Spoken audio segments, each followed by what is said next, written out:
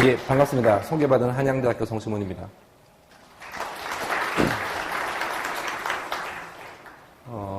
오늘 이 자리에서 제가 소개해 드릴 거는 CFD에 관련된 이제 이론, 기본 이론, 기초 이론을 말씀드릴 건데, 그 전에 간단하게, 저에 대해서 소개를 해드리면, 저는 사실 오늘 이 주제와는 맞지 않아요. 저는 전공이 유체역학이긴 하나 실험 유체역학이고요.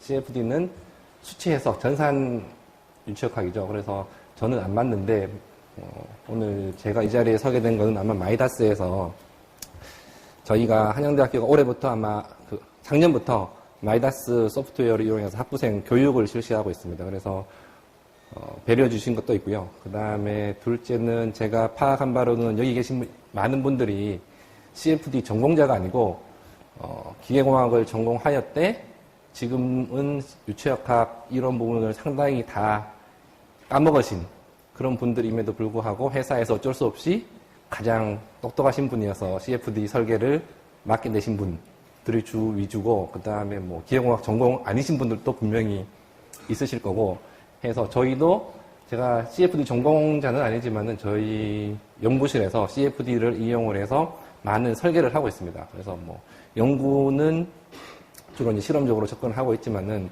간단한 유동 시스템 같은 경우는 CFD를 써서 하고 있기 때문에 아마 여러분들하고 제가 눈높이가 잘 맞을 것이다 라고 생각을 해서 마이다스 IT에서 저를 초청해 주신 것 같고요.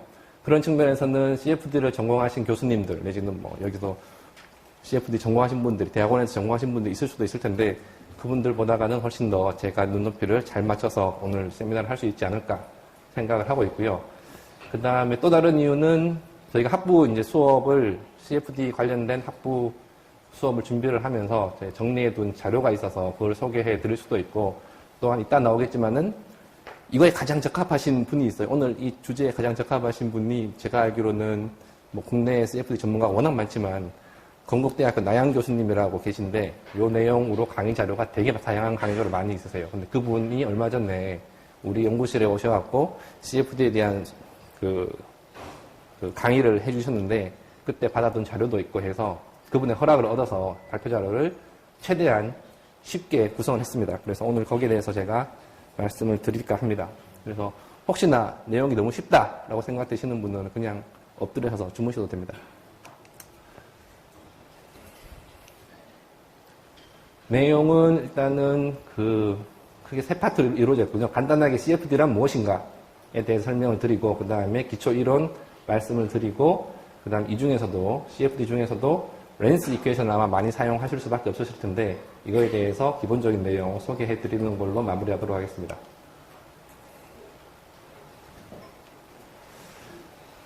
일단은 CFD는 전산 유체역학인데, 유체역학이라고 하는 것은 쉽게 말해서 유체들의 움직임을 연구하는 학문이죠. 그래서 유체 입자의 움직임이라고 하면은 유체 입자가 이동하거나 회전하거나 변형을 하는데 그런 것들을 일으키는 힘까지도 함께 연구하는 학문이 바로 플루이드 다이나믹스 유체역학이 되는 거고요. 이거를 연구하는 방법은 크게 세 가지 방법이 있습니다. 이론적으로 접근하는 방법, 제가 전공한 실험하는 방법, 그리고 오늘 주 내용인 이 수치 해석적으로 컴퓨터 시뮬레이션을 통해서 연구하는 방법, 이 세 가지 방법이 있는데 이 중에서 오늘 주된 내용 이 CFD 같은 경우는 일반적으로는 유체 유동장을 미리 예측하기 위해서 사용합니다. 이미 있는 유체 유동 시스템에 대해서 무슨 현상이 왜 일어나는지 알아보기 위해서도 많이 적용하고 있지만 원래 목표는 기존에 없는 시스템을 내가 설계를 하고자 할 때 미리 그 성능을 예측하기 위해서 CFD를 활용을 하는데, 이거를 잘 활용을 하려면 유동 시스템에서 일어나는 물리적인 현상을 수학적으로 모델링을 잘 해야 되고요. 그 다음에 이 수학적으로 모델링된 것을 컴퓨터를 이용해서 잘 수치 해석적으로 접근해서 해를 잘 구해야 되고요. 그리고 이런 것들을 잘 할 수 있는 소프트웨어 툴들을 잘 사용을 해야 됩니다. 근데 이거를 여기 앉아 계신 분들이 다 하라고 하면 너무 힘들겠죠. 저보고 하라 그래도 힘듭니다. 그래서 이제 마이다스 IT 같은 데서 이미 이런 것들을 다 해놓고 여러분들은 사용자 입장에서 사용을 잘 하면 되는데 잘 하는 게 그렇게 많이 쉬운 일은 아닙니다. 그래서 오늘 강의가 있는 것 같고요. 그래서 CFD라고 하는 것은 어떤 대수 방정식으로 이루어진 일련의 그 편미분 방정식을 모델링을 하게 되면 편미분 방정식 나오는데 편미분 방정식을 컴퓨터를 써서 잘 그 해를 구해보는 것이 바로 CFD가 됩니다. 그래서 이 CFD를 하면 무슨 장점이 있냐 생각해보면 자동차 주변에 이런 유동장들을, 눈에 안 보이는 유동장들을 보이게끔 가시화시켜줄 수도 있고요. 그 다음에 총알이 이렇게 날아갈 때 뭐 음속으로 날아가죠. 초음속으로 날아가게 되는데 총알 주변에 유동장이 어떻게 발생을 하는지 또 잡아낼 수 있고, 바다에 이런 구조물을 설치를 할 때 바닷물의 조류의 움직임하고 파도하고 구조물하고 어떤 인터랙션을 하게 되는지, 아니면 바닷물 표면의 움직임이 어떻게 변화하는지 이런 것들을 예측해 볼 수 있다는 겁니다. 이걸 다 실험으로 한다라고 하면은 엄청난 비용이 들어가는데 CFD를 잘 활용만 할 수 있으면 이런 것들을 손쉽게 결과를 얻어볼 수 있다는 겁니다. CFD 종류는 크게 세 가지가 있는데, DNS라고 불리는 Direct Numerical Simulation, Large Eddy Simulation, 그 다음에 Reynolds Averaged Navier-Stokes Equation, RANS라고 하는데 이 세 가지가 있는데 세 가지 특징이 있습니다. 지금 보시는 바와 같이 얘는 아주 작은 유동, 디테일한 것까지 다 표현하고 있죠. 얘는 LES는 DNS보다는 덜하지만은 그래도 어느 정도 디테일한 표현까지, 유동까지는 잡아내고 있습니다. RANS라고 하는 것은 전체적인 모양은 비슷하게 나오는데 디테일한 건 없어지고 하여튼 거시적인 유동장들만 보여주고 있죠. 이런 특징들이 있습니다. 이것들에 대해서 오늘 간단하게 소개해 드리도록 하겠습니다. 그래서 이따가 차이를 조금 더 설명을 해드리겠지만, DNS는 뭐냐 하면은 아까 전에 제가 수학적으로 유동장을 모델링을 할 필요가 있다고 했는데, 그렇게 모델링 된 거를 어떠한 과정도 없이 컴퓨터를 이용해서 푸는 거예요. 그래서 이름이 바로 직접 수치모사, Direct Numerical Simulation이 되는 거고, 어떠한 과정도 안 들어갑니다. 그래서 여기서 에러라고 하는 것은 사용자가 잘못 사용하지 않는다 하면은, 에러라고 하는 것은 수치 에러, 컴퓨터에서 이제 디지털라이즈 하면서 생기는 그 수치 에러 외에는 나머지 에러는 없습니다. 그래서 가장 지금 현재 현존하는 기술 중에 유동장을 잘 이해할 수 있는 방법인데, 문제는 뭐냐 하면은 이 유동장 안에 보게 되면 유동장 안에는 크게 움직이는 큰 모션들이 있고, 유체가 크게 움직이는 경우도 있고 아주 짜잔하게 움직이는 경우도 있는데, 짜잔한 모션까지 다 잡아내야지 이게 이 해가 의미가 있기 때문에, 그렇게 하기 위해서는 컴퓨터의 리소스가 엄청나게 필요합니다. 얼마 전에 알파고 얘기도 했었는데, 알파고가 사용하는 컴퓨터보다 훨씬 더 큰 리소스를 사용을 해서 문제를 풀어도 이만큼 뜯어내기 힘듭니다. 그래서 사실은 얘는 연구용으로 밖에는 사용할 수 없고요. 지금 현재도 기업에서 뭐 어떤 설계를 하기 위해서 쓴다는 것은 거의 지금 불가능에 가깝습니다. 대부분의 대학 연구실에서도 DNS를 할 수 있는 연구실은 리소스의 한계 때문에, 그리고 시간적인 제약 때문에 제한되어 있습니다. 그래서 정답을 얻어낼 수는 있지만은 얘는 비용이 너무 많이 든다. 그런 특징이 있고요.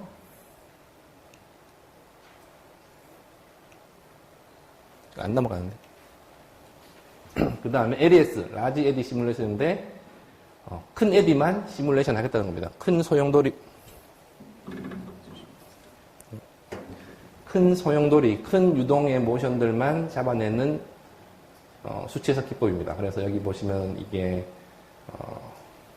조력 발전에 들어가는 그 날개들인데, 터빈 블레이드들인데, 이 주변의 유동장들을 시뮬레이션을 했는데, 아까 전에 앞서 보셨던 DNS보다는 그 작은 모션들은 없지만 큰 모션들은 잘 잡아내고 있습니다. 그래서 얘는 그 DNS보다는 훨씬 더 경제적이죠. 경제적인데 여전히 많은 컴퓨터 리소스를 필요로 하고 있고, 얘도 아직까지는 기업 활동에서 적용하기에는 컴퓨터 리소스가 너무나 많이 들고, 또 이거는 돌리기에는 CFD 전공자가 돌려도 그 해가 정확하게 나오지 않는 그런 문제들이 있기 때문에 아직까지도 필드에서는 많이 사용되고 있지는 않습니다. 하지만은 DNS로 해결할 수 없는 문제들을 최대한 물리적인 현상들을 잘 반영하면서 알아낼 수 있는 방법이기도 합니다.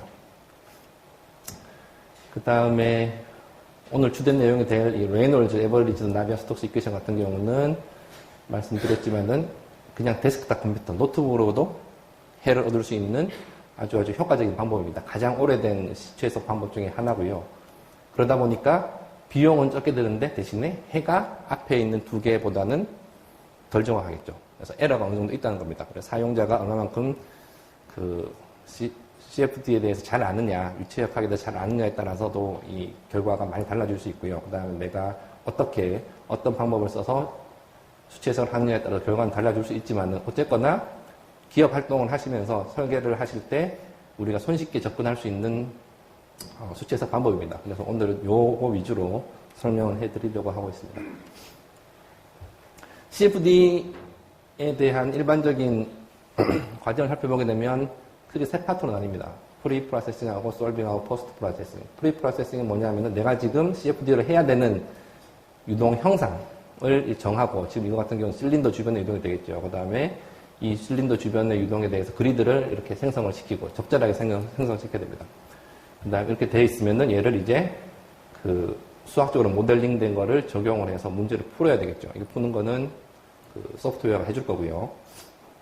그렇게 해서 해가 나오면 그 해를 적절하게 눈에 잘 보이게끔, 우리가 이해하기 쉽게끔 플래팅을 해주는 포스트 프로세싱, 이 세 단계로 이루어졌는데, 그냥 그리드 제너레이션하고 풀고 포스트 프로세싱에서 가시화하고 하면은 참 좋은데, CFD는 그러지 않죠. 그리드 제너레이션해서 솔빙 한 다음에 제너레이션이 제대로 됐는지 확인해야 됩니다. 그래서 이 과정을 수도 없이 반복해야 돼요. 전문가가 해도 이거를 수도 없이 반복해야 되고, 만약에 여러분들 중에 이걸 처음 사용해야 하시는 분들이 있다 그러면은 아마 상상을 초월하는 정도로 계속 반복을 하셔야 될 거예요. 왜냐하면은 고체 문제하고는 다르게 유체 문제는 아주 넌리니어한 이퀘이션을 푸는 거기 때문에 사용자가 사용을 어떻게 하느냐에 따라서 해가 천차만별로 바뀝니다. 그래서 반복적으로 이거를 계산을 해야 되는 그런 번거로움이 있다라는 특징이 있습니다. CFD에 대한 기본적인 소개를 마치고 그럼 조금 더 구체적으로 CFD에 대해서 한번 살펴보도록 하죠. 그래서 우리가 CFD를 한다라고 하면 유체 유동을 해석하는 건데, 유체 유동의 종류가 크게 두 가지가 있습니다. 들어보셨을 텐데 라미나 유동, 흉류 유동하고 터뷸런스, 난류 유동이 있죠. 그래서 라미나 유동이라고 하면은 유동장이 매우 스무트하고 그 다음에 아주 규칙적으로 흐르는 유동입니다. 수도꼭지를 예를 들면 수도꼭지에서 물이 나올 때 투명한 물기둥 형태로 물이 흘러져 내려오면은 얘는 라미나 플로예요. 근데 물이 팍팍팍 쏟아져 나온다. 투명하지 않다. 그러면은 터뷸런트 플로라고 보시면 됩니다. 다른 예로 레이놀즈가 1800년대 실험했던 건데, 원관에다가 관 내에다가 물을 흘려 보내준 다음에 주사기 바늘을 이용해서 물감을 이렇게 흘려 보냈을 때 얘가 하루에까지 이렇게 그 물감이 스트릭이 이렇게 남아 있으면 얘는 충류 유동이에요. 마치 유체 입자가, 물감 입자들이 줄줄이 사탕처럼 엮여갖고 유치원 애들이 이렇게 발맞춰 걸어가듯이 걸어가는, 그렇게 움직이는 유동이 라미나 충류 유동입니다. 난류 유동은 어떻게 되냐면은 하자마자 아주 어지럽게 이렇게 분산되는 유동, 이것이 난류 유동입니다. 그래서 랜덤하게, 가장 한마디로 난류를 표현한다라고 했을 때 가장 적절한 단어가 랜덤한 유동, 이 유체 입자의 움직임이 랜덤한 유동, 이 바로 난류 유동이고, 폰카르만의 정의를 빌리자고 한다면은, 유체가, 액체나 기체가 고체 표면을 진학하거나 아니면은 같은 유체라고 하더라도 속도가 다르게 두 유체가 진학하고 있을 때 유체 내에서 발생되는 아주 불규칙한 운동, 내지는 랜덤한 운동이 바로 터뷸런트 플로우다라고 했는데, 이런 난류 유동장이 있으면 난류 유동장에다가 속도를 측정하는 프로브를 갖다 놓고 속도를 시간에 대해서 기록을 해보면 난류 유동 같은 경우는 어느 한 순간에도 스테이하지 않고 계속해서 움직입니다. 속도가 계속해서 변한다는 거예요. 매 순간순간. 반복되지 않습니다. 같은 속도가, 이 패턴이 반복되지 않아요. 이 패턴 자체가 랜덤하다는 거예요. 라미나 유동은 내가 어떤 조건을 바꿔주지 않는다 하면은 계속해서 같은 속도를 유지하는 거예요. 이게 라미나 유동이에요. 그 중간에 있는 트랜지션 같은 경우는 어떤 순간에는 라미나처럼 보이다가 어떤 순간에는 터뷸런트처럼 보이는, 이것이 왔다 갔다 하면서 보이는, 이게 이제 트랜지셔널 유동이 되고, 우리가 관심 있는 것은 대부분의 유동장이 자연계에서는 터뷸런트 유동인 경우가 많습니다. 그래서 내가 지금 설계를 해야 되는, 관심 있는 유동장이 라미나 유동인지 터뷸런트 유동인지 구분하는 게 가장 CFD 하실 때 먼저 하셔야 될 내용입니다. 그래서 그럼 라미나 터뷸런트 플로 어떻게 구분하나 생각해 보면, 결국 우리가 유체역학을 갖고 CFD 한다는 것은 뭐냐면은 유체 유동을 설명해주는 보전 법칙 세 가지가 있죠. 그래서 자연계의 보전 법칙인 질량 보전 법칙, 운동량 보전 법칙, 에너지 보전 법칙 세 가지가 있는데, 유체역학이라고 하는 것은 그 보전 법칙을 유체 유동에 적용을 해서 내가 원하는 인포메이션을 알아내겠다는 거거든요. 유체 유동도 자연계에서 일어나는 현상이기 때문에 보존 법칙을 반드시 만족시켜야 되고 그 보존 법칙을 적용해서 유체 역학적으로 의미 있는 속도 벡터니까 뭐 X방향 속도, Y방향 속도, Z방향 속도 세 가지하고 그다음에 프레셔 이 네 가지의 미지수를 알아내려고 하는 것이 바로 유체역학입니다. 그래서 실험적으로 알아내든 이론적으로 알아내든 지금 수체적으로 알아내는 건데 그 중에 이제 보존 법칙 중에 하나가 바로 뉴턴의 제2법칙, 모멘텀 보존 법칙인데 잘 아실 거예요. F는 ma 중학교 때부터 배웠던 거니까 F는 ma가 바로 뉴턴의 제2법칙이죠. 힘을 가하면 m이라고 하는 질량체는 a라고 하는 가속도 운동을 한다. 내지는 m이라고 하는 질량체는 그거의 운동량이 시간에 대해서 바뀔 것이다. 라고 하는 것이 뉴턴의 제2법칙이고 얘를 유체역학적으로 재정립한 것이 바로 나비아-스톡스 이퀘이션입니다. 같은 내용이에요. 그래서 유체역학에 뉴턴의 제2법칙이 적용된 것이 나비아-스톡스 이퀘이션이고 나비아-스톡스 이퀘이션도 F는 ma예요. 여기 오른쪽 항이 바로 힘에 대한 항이고 왼쪽 항이 질량체 m 대신에 질량 m 대신에 밀도가 들어가 있고 가속도 대신 가속도 a가 들어있죠. 그래서 유체 입자 밀도 로라고 하는 밀도를 가진 유체 입자의 압력 내지는 중력 마지막 항인 점성력 마찰력이 가해지고 있을 때 얘가 어떻게 운동을 하는지 어떤 가속도 운동을 하는지를 지금 설명해 주는 것이 나비아-스톡스 이퀘이션인데 결국 힘과 이너시아 관성의 이야기죠. 그죠? 그래서 이런 각각의 힘들과 그 다음에 이 관성의 비를 갖고 우리가 그 무차원수를 정의를 합니다. 그래서 들어보셨을 텐데 레놀즈 수는 관성력과 점성력의 비고 그 다음에 관성력과 압력의 비가 바로 이 프레셔 코에피션트 내지는 오일러 수가 되는 거고 중력과 관성력의 비가 바로 프루드 넘버가 됩니다. 그래서 유체역학에서는 대부분 다 이렇게 무차원수로 갖고 이야기를 하는데 이 중에서 이 레놀즈 수가 중요합니다. 레놀즈 수를 가지고 라미나 유동인지 터뷸런트 유동인지 구분을 하게 됩니다. 그래서 우리 학생들도, 우리 학부생들도 아니면 우리 대학원생들도 흔히 착각하고 있는 게 이 라미나 유동하고 터뷸런트 플로우하고 구분하는 기준이 뭐냐라고 하면은 레놀즈 수라고 대답을 잘합니다. 그 기준되는 값이 뭐냐고 물어보면은 무조건 2000이라고 그래요. 교과서에 2000이라고 되어 있거든요. 근데 2000에는 조건이 있습니다. 그냥 2000이 아니고 인터널 플로우인 경우 파이프 유동, 채널 플로우인 경우에 한해서는 레놀즈 수 2000을 기준으로 그보다 훨씬 작으면 라미나 유동, 훨씬 크면 터뷸런트 유동. 2000 근방이면은 저도 몰라요.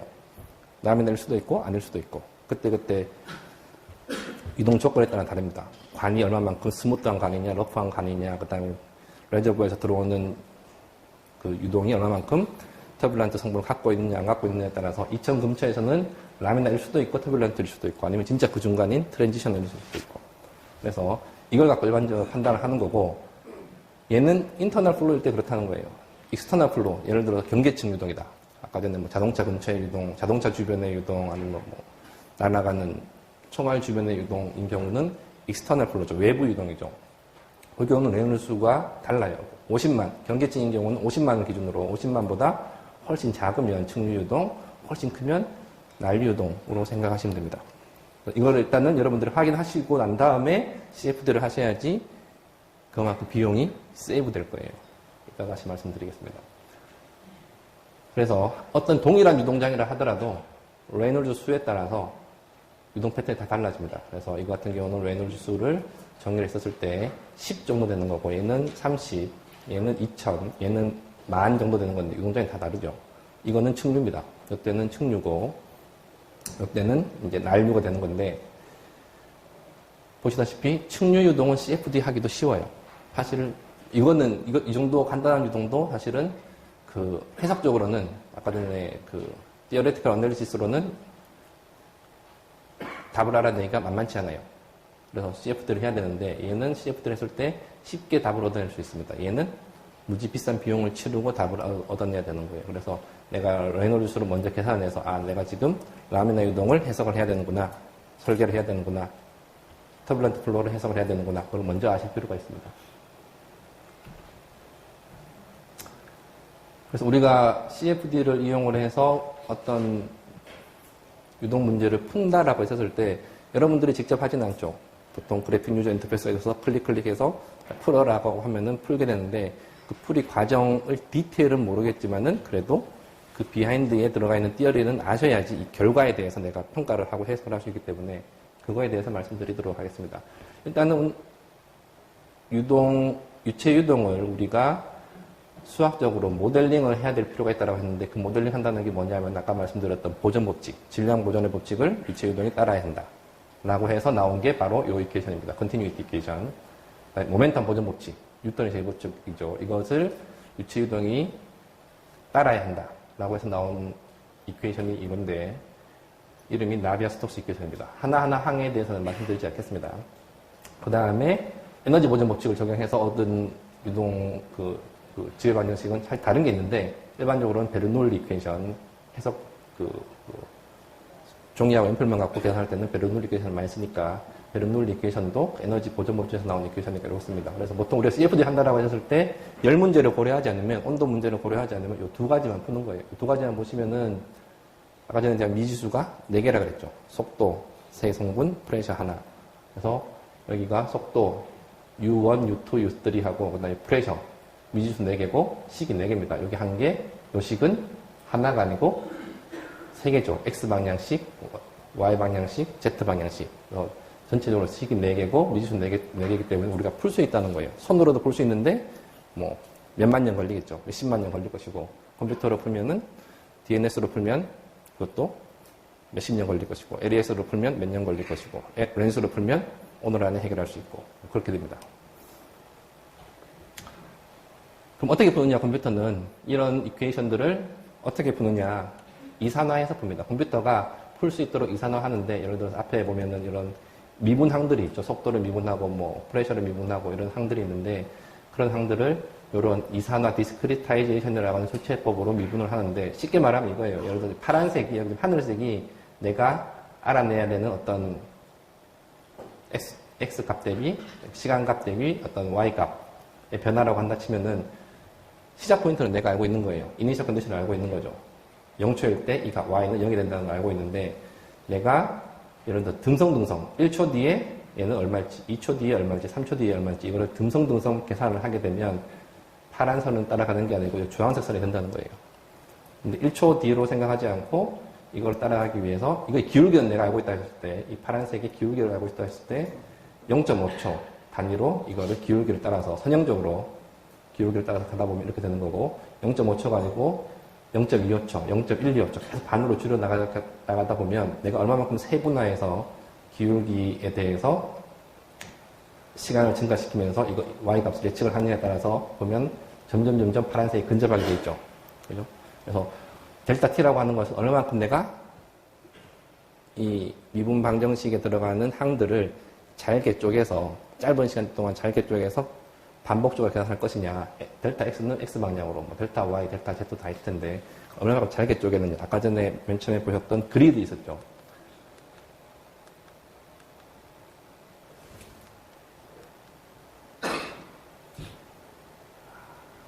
넘어가겠습니다. 시간이 없으니까. 그리드를 얼마만큼 세밀하게 세밀하게 구성을 할 것이냐. 그거하고 이거하고 연결이 되어 있다는 거예요. 그래서 듬성듬성해도 결과는 나옵니다.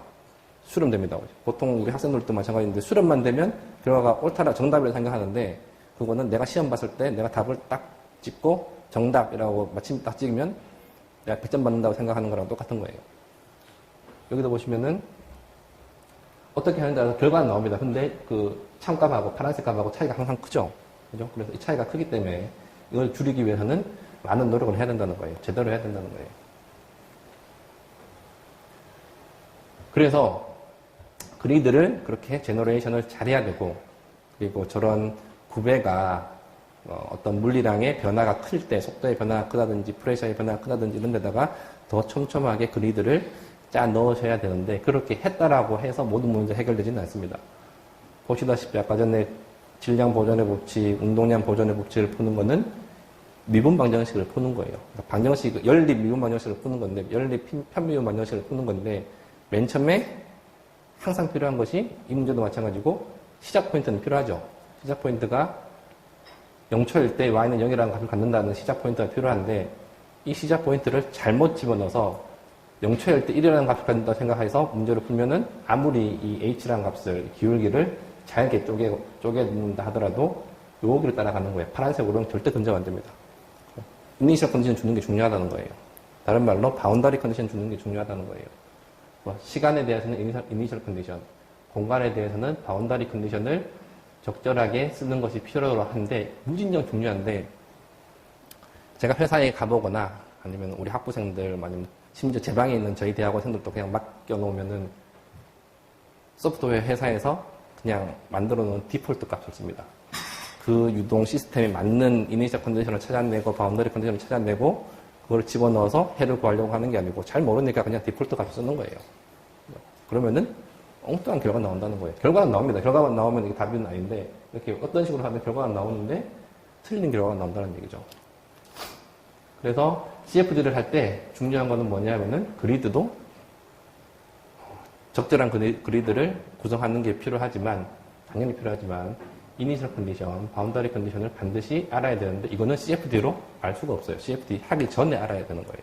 그래서 CFD를 하시는 분들도 이런 건 아셔야 된다. 그리고 이니셜 컨디션, 바운더리 컨디션이 수치 해석의 그 솔루션에 지대한 영향을 줍니다. 근데 이걸 어떻게 아느냐?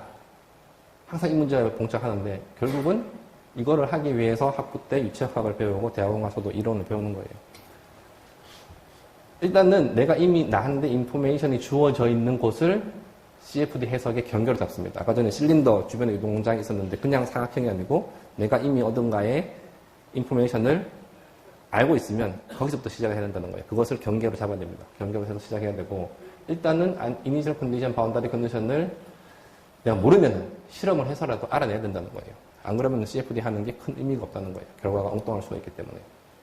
근데 도저히 실험할 상황이 아니다. 실험할 조건이 안 된다. 라고 하면은 가장 비슷한 경우에 대해서 실험을 했거나 CFD 했던 논문들을 찾아서 거기서 따와야 된다는 거예요.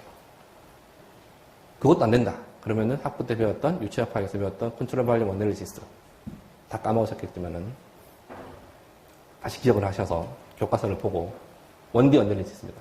그거라도 해서 경계에서 지금 속도가 어떻게 되는지, 포물선 속도 뭔지, 난류 속도 뭔지, 아니면 프레셔가 뭐 어느 정도까지 드랍이 되어 있는지 아셔야 되는 거고, 내가 만약에 경험이 많다. 그러면 이거 다 생략하고 그냥 직관에 의해서 줄 수도 있겠죠. 여기는 아울릿이 대기압일 거야. 라고 줄 수도 있습니다. 근데 이거 다 쉽지 않은 얘기, 어느 정도 경험이 있어야 되는 거고, 가장 여러분들한테 잘 맞는, 여러분들이라고 하는 거는 CFD 전공자가 아님에도 불구하고 회사에서 가장 똑똑하셔서 CFD를 맡게 되신 분들 하는데 적절한 경우는 제가 볼 때는 센서티비티 테스트인 것 같아요. 이니셜 컨디션 여러 가지를 바꿔주면서 시뮬레이션 해보고 그 결과가 얼마만큼 이니셜 컨디션에 의해서 많이 바뀌는지를 보는 거예요. 바운더리 컨디션도 바꿔가면서 해보고 결과가 얼마만큼 거기에 센서티브한지를 테스트를 해봐서 내가 주고 있는 이니셜 컨디션, 바운더리 컨디션이 적절하다, 아니다 라는 거에 대해서 자신감을 가져야 된다는 거예요.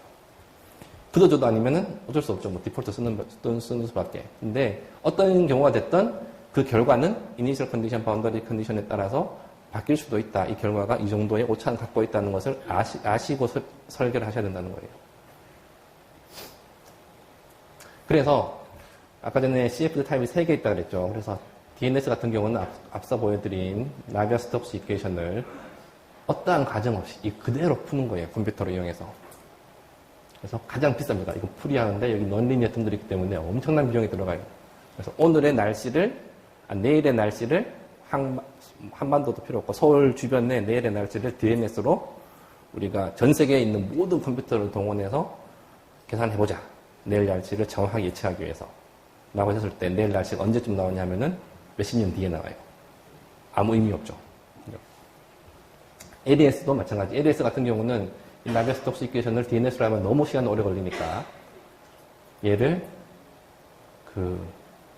모델링을 통해서 요런 거에 대한 모델을 통해서 좀 계산량을 줄여주는 케이스가 라지 에디 시뮬레이션이에요. 그래서 아까도 얘기했지만은 난류인 경우는 유체 입자가 크게 움직이는 경우도 있고 짜잔하게 움직이는 경우도 있는데 대부분의 에너지는 유체 입자가 크게 움직일 때 그 에너지가 거의 많이 들어가 있어요. 그래서 에너지 측면에서 짜잔하게 움직이는, 소소하게 움직이는 애들은 그냥 시뮬레이션 하지 않고 모델을 통해서 그냥 어떤 값으로 집어넣어버리고 크게 움직이는 애들만 수치적으로 제대로 풀겠다라고 하는 것이 바로 라지 에디 시뮬레이션이고요. 그 식은 이렇게 되는데 여기까지만 일단 이해하시면 될 것 같아요. 렌스 이퀘이션은 뭐냐? LES보다 훨씬 더 많은 것을 모델링을 합니다. 그래서 에너지 분포가 이렇게 있으면 크게 움직이는 애들, 중간 움직이는 애들, 조금만 움직이는 애들 있으면은 조금만 움직이는 애들, 중간 움직이는 애들, 크게 움직이는 애들 전부 다 무시해버리고 그냥 평균적으로만 나비아-스토크스 이퀘이션을 시간에 대해서 풀겠다라고 하는 것이 렌스 이퀘이션이에요. 그래서 얘는 덜 정확한 대신에 무지 빨리 적은 비용으로 계산할 수 있는 거고 이 두 가지는 정확한 대신에 비용이 많이 들어가죠. 그래서 회사 레벨에서 쓸 수 있는 건 아니에요. 학교 레벨에서도 ADS만 하더라도 학교 레벨에서 학교 연구실 단위에서 쓸 수 있는 데가 그렇게 많지 않아요. CFD를 전문으로 하는 랩에서만 할 수 있는 수준입니다. 좀 더 구체적으로 살펴보게 되면 이 터뷸런스에서 이렇게 뭐 큰 모션, 큰 움직임, 작은 움직임이 있다라고 말씀드렸는데 이게 뭐냐면은 켈빈 헬먼츠 그 인스테빌리티에서 이렇게 볼텍스 플로, 와동이 소용돌이가 생기는 건데 위에는 빠르게 움직이는 물체, 밑에는 느리게 움직이는 물체가 지나간다 할 때 발생되는 유동 구조고요. 여기만 보시더라도 여기 뭐 볼텍스 하나, 둘, 셋, 넷, 다섯 개 이렇게 크게 다섯 개 보이죠. 이 안에 또 들어가서 보게 되면 큰 소용돌이 안에 작은 소용돌이들이 엄청나게 있습니다. 작은 소용돌이 안에 더 들어가면 더 작은 소용돌이들이 있습니다. 그래서 이 큰 소용돌이의 크기는 전체적으로 이렇게 유동장 사이즈, 도메인 사이즈에 비례해서 라지 스케일이 결정된다고 생각하시면 되고요. 스몰 스케일은 콜모그로프 스케일이라고 하는데 가장 작은 스케일을 콜모그로프 스케일이라고 하는데 큰 스케일 안에 큰 소용돌이 안에 작은 소용돌이 안에 더 작은 거, 더 작은 거에서 어디까지 작아지느냐? 콜모그로프 스케일까지 작아진다는 거예요. 그래서 계산하는 거는 뭐 여러 가지 뭐 정성계수하고 디스페이션 이런 거 있는데 이건 어려우니까 생략하고 이런 하여튼 스몰리스트 스케일까지 내려가서 그리드를 짜줘야 된다. 이거보다 훨씬 더 작은 그리드를 생성을 시켜서 그거에 대해서 나비아-스톡스 이퀘이션을 푸는 것이 DNS입니다. 그러니까 시간이 엄청나게 걸리는 거죠. 그래서 내가 DNS를 한다는 얘기는 라지 스케일도 다 풀어내고 스몰 스케일도 다 풀어낸다는 거예요. 그래서 이 B를 보게 되면 이 B가 레놀드 수의 뭐 4분의 3승 이렇게 되어 있는데 이것이 바로 그리드의 숫자가 관계된다는 거예요. 그래서 레놀드 수가 뭐 10만 올라가도 10의 4분의 3승, 여기 넘버로 그리드랑 관련된다는 거고, 이 3D DNS를 한다는 얘기는 이제 X방향으로도 N개, Y방향으로도 N개, Z방향으로도 N개니까 이거의 3승이죠. 그래서 뭐 정확히 대충 이야기하면 레놀드 수의 2승인데 레놀드 수를 10배를 올리게 되면 그리드 숫자는 100배가 더 많은 그리드가 필요하다는 거예요. 그래서 DNS는 컴퓨터 리소스가 많이 필요하다라는 얘기고요. 일단 DNS하고 LES하고 결과만 비교해보면 DNS는 이렇게 크게 움직이는, 이렇게 볼로하게 크게 움직이는 유동, 그 다음에 짜잔하게 이렇게 움직이는 유동을 다 잡아냅니다. 그래서 결과를 보게 되면 이렇게 뭐 빨간 거, 파란 거, 중간에 녹색, 사이사이에 노란 것도 있고 작은 유동들이 다 보이죠. 근데 LES를 하게 되면 이렇게 나옵니다. LES를 하게 되면 전체적으로 파랗고 빨갛고 하늘색 이런 건 보이지만은 디테일하게 빨간 거 안에 또 빨간 게 있고 이런 건 잘 안 보이죠. 스몰 스케일 같은 경우는 얘는 계산하지 않고 CFD로 계산하지 않고 모델을 써서 어떤 값으로 처리를 하겠다는 거예요. 필터링을 한다라고 하는데 필터링을 해서 계산량을 줄인다는 겁니다. 그것이 바로 LES의 개념이고요. 요 카툰으로 이야기하자면은 관내 유동에서 작은 스케일, 작은 소용도까지 다 잡아내겠다는 것이 DNS입니다. 계산량이 엄청나게 많아지는 거고 LES는 어차피 에너지는 대부분 다 이 큰 소용돌이에 다 들어가 있기 때문에 작은 거는 그냥 무시하고 모델을 써서 처리를 해버리고 큰 것들만 제대로 계산하겠다라는 거 하는 게 LES가 되는 겁니다. 그래서 이거를 다시 프리퀀시로 이야기를 하게 되면 속도 프로브를 여기다 갖다 놓고 측정했을 때 실제는 이렇게 막 계속 변해가는 유동인데 DNS는 이걸 다 잡아내는 거고 LES는 그냥 이렇게 스무트하게 크게 변하는 것들만 잡아낸다는 거예요. 그러면은 렌스는 뭐냐? DNS, LES는 렌스를 어떻게 다르냐? DNS, LES는 방금 설명했고 렌스는 그게 아니고 이런 모션들이 있으면 그냥 다 무시하고 이거의 평균값만 계산하겠다는 거예요. 이게 어느 정도 평균을 하고 있는지, 이게 이 위에 있는지, 더 위에 있는지, 더 밑에 있는지 이런 변화하는 시시각각 변화하는 어떤 값들의 평균값만 잡아내겠다라고 하는 게 렌스예요. 이것만 잘 이용을 해도 우리가 유동 시스템 설계하는 데는 큰 문제 없어요. 이거를 에너지 스펙트럼으로 이야기를 해보게 되면 이게 프리퀀시라고 생각하시면 됩니다. 그래서 프리퀀시가 높다는 얘기는 작게 움직인다. 작고 빠르게 움직인다는 얘기고, 프리퀀시가 낮다는 얘기는 큰 소용돌이가 천천히 움직인다는 생각하시면 돼요. 그래서 이 DNS 같은 경우는 큰 모션부터 작은 모션까지 다 계산한다는 거고, LAS는 큰 모션, 중간 모션만 잡아내고, 작은 모션들은 가정을 통한 모델을 통해서, 가정에 기초한 모델을 통해서 계산하겠다는 것이고, 렌스는 큰 모션, 아주 제일 큰 모션들만 잡아내고, 수치에서 잡아내고, 나머지는 다 모델하겠다는 거예요. 이런 차이가 있습니다. 이런 특징들이 있다는 걸 아시고요. 다시 한번 정리를 해보게 되면, 아마 대부분 여기 계신 분들은 DNS, LAS가 뭔지는 궁금하실 텐데, 사용하실 일은 없으실 것 같고, 대부분 렌스를 사용하실 것 같아요. 그래서 보시게 되면, 그리드를 요구하는 그리드 숫자는 렌스가 제일 작습니다. DNS 제일 많고, 컴퓨테이셔널 코스트도 DNS가 제일 리소스가 많이 잡아먹고요. 렌스, 데스크탑, 노트북 수준에서도 할 수 있습니다. 에큐러시는 당연히 DNS는 정답인 거고, LAS는 중간답인 거고, 렌스는 오차가 큽니다. 그래서 컴퓨터 클래스는 PC, 얘는 워크스테이션, 얘는 슈퍼컴퓨터가 필요한 거죠. 달리 이야기하면 같은 얘기인데, 그리드를 얘는 콜스하게 짜도 되고, 렌스 같은 경우는 대신에 평균 유동만 알 수 있다. 계속해서 이렇게 유체입자들이 막 요동을 치는데 그런 요동장 하나도 잡아내지 못하고 무시하고 평균적인 값들만 알아낼 수 있다는 게 렌스고, DNS는 그 모든 걸 잡아내겠다라고 하는 게 DNS가 됩니다. 여기까지가 CFD에 대한 기초 이론이고요. 그래서 제가 생각할 때는 저도 그렇고 이 LES나 DNS보다는 실제로 업무에는 렌스를 사용할 수밖에 없을 거예요. LES만 하더라도 워크스테이션이 필요하다고 했는데 워크스테이션으로 사실 해결 안 됩니다. 슈퍼컴퓨터 써야 돼요. 제대로 하려면. 그래서 아마 회사에서도 대부분 다 렌스를 쓰실 텐데 렌스에 대해서 한번 지금 4분 남았으니까 간단하게 설명해 드리도록 하겠습니다.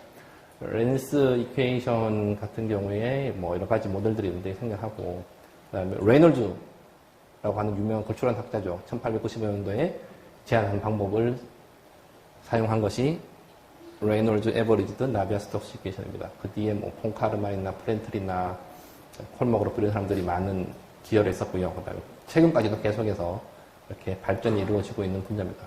개념이 뭐냐 하면은 난류 유동장에 대해서 충류는 걱정 안 해도 돼. 충류는 그냥 나비스톡스 이퀘이션, DNS, 쉽게 말해 DNS 풀면 됩니다. 그럼 시간 얼마 안 걸려요. 충류에서는 그 작은 모션이라고 하는 게 없기 때문에 풀면 되는데, 이제 난류 풀 때가 문제인데, 난류를 보게 되면 매 순간순간 동일한 위치에서 매 순간순간 속도장을 보게 되면 이렇게 바뀐다는 거예요. 어떻게 바뀔지는 신도 몰라요. 시간이 없으니까 넘어가겠는데, 아인슈타인도 난류를 포기하고 상대성 이론 발표회에서 노벨상 받은 거예요. 그래서 모르는 거예요. 이거 어떻게 변할지 모르는데, 이거를 쭉 겹쳐놓고 보면은 이런 프로파일들을, 속도 프로파일도 쭉 겹쳐놓고 보면 대충 이렇게, 아, 속도 분포가 이렇게 되는구나, 이렇게 된다는 걸 보이죠. 평균으로 하면은 이것들의 특징을 내가 이야기해 줄 수 있다는 거예요. 그래서 이 평균적인 것만 내가 잡아내겠다고 하는 것이 바로 렌스 이퀘이션입니다.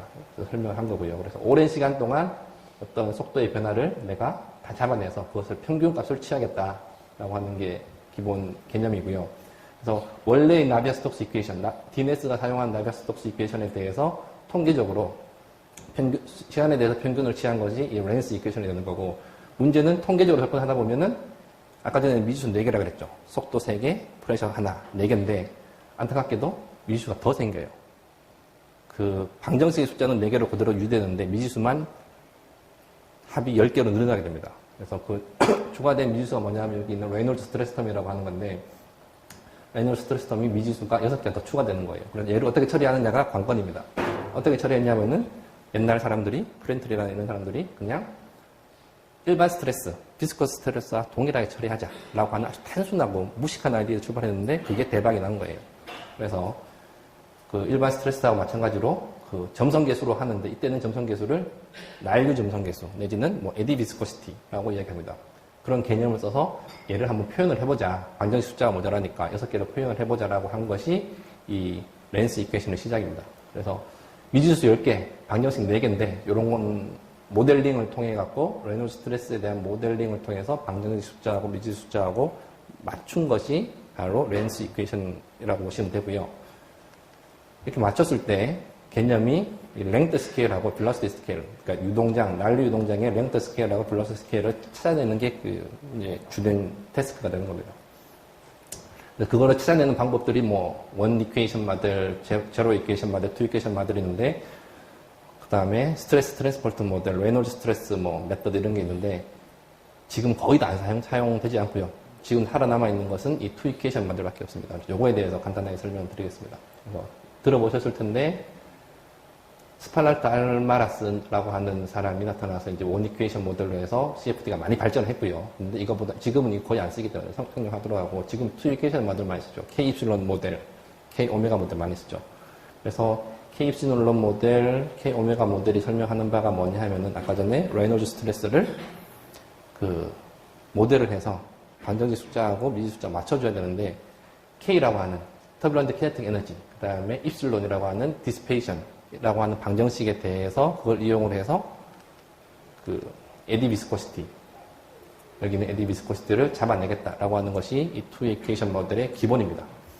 그래서 나머지 레이놀드 스트레스 텀들을 다 그냥 피해서 문제를 풀겠다라고 하는 게 기본이고, 하나하나 설명드리면 이 이야기가 길어지기 때문에, 저도 이 부분은 잘 모르기 때문에 여러분들이 꼭 필요한 얘기만 말씀을 드리면, 투 이퀘이션 모델도 계속해서 발전해왔습니다. 사람들이 연구를 많이 해서 점점 임프루브를 해왔고, 지금 여러분들이 사용하실 수 있는 소프트웨어, 마이다스 소프트웨어도 마찬가지고 다른 소프트웨어도 있을 텐데, 사용하실 수 있다라고 하면은 리얼라이저블 K 입실론 모델이라고 하시는 것을 사용하시면 됩니다. 그래서 이거는 어떤 저작권이 있는 게 아니기 때문에 어느 소프트웨어 회사다 다 제공될 수 있는 거라서, K 입실론 모델을 사용한다 그러면은 그냥 앞뒤 안 보고 리얼라이저블 K 입실론 모델을 사용하는 것이 가장 정답에 근접한 해를 구할 수 있는 방법입니다. K 오메가 모델하고 K 입실론 모델하고 비교했을 때 뭐가 달라지나 라고 생각을 하게 되면, 옛날에는 차이가 많이 났어요. 근데 지금은 차이가 없습니다. 옛날에는 K 입실론 모델을 인터널 플로우에 많이 쓰고 K 오메가 모델은 세퍼레이션이 있는 익스터널 모델을 많이 쓴다라고 했는데, K 오메가 모델도 K 입실론 모델의 장점을 취하고 단점들을 버린 그런 모델들이 존재합니다. 그래서 SST K 오메가 모델 같은 것들이 있는데, K 오메가 모델을 쓴다고 하면은 SST K 오메가 모델을 쓰면은 여러분들이 원하는 CFD 솔루션이 가장 정답에 근접하게 나올 수 있을 겁니다. 그리고 나머지 모델들은 영구적으로는 많이 진행이 된 바가 있는데 실제로는 쓰지 않아요. 왜냐하면 여러 가지 불편한 점들이 있기 때문에 내가 치러야 되는 비용에 비해서